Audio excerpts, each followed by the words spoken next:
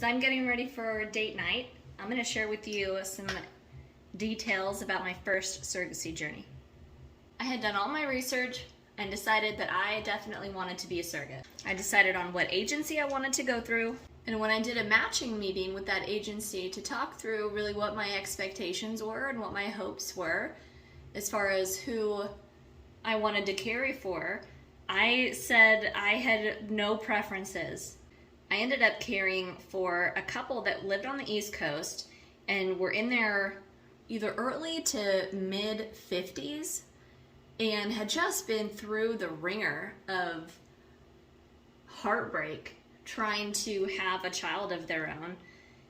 They had, done what a lot of people do and thought, we'll try to have a baby once we have the house and the career set and, but you really have no idea what your fertility is like until you start trying. She had multiple miscarriages.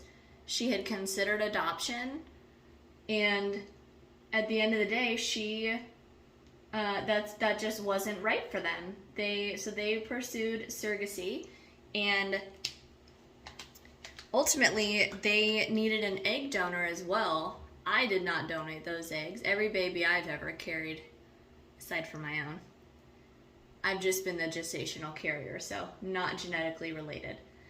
So she was just the sweetest thing. She was so nervous, bless her heart. So nervous, so skeptical, but very hopeful too, And the doctor, not all clinics are the same, some doctors will put you on a day of bed rest, a few days of bed rest. Some doctors say no bed rest at all. That transfer, I was on 3 days of bed rest.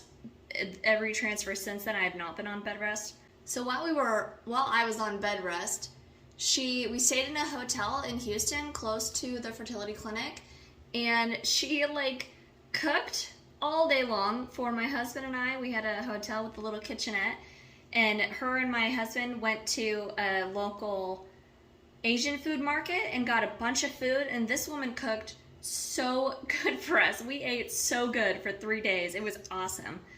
And I remember before getting on the plane, we went to the airport all together, and before we went our separate ways, she hugged me and she said very quietly, just be careful when you and Dean, just be careful. And I thought, oh my gosh, how embarrassing.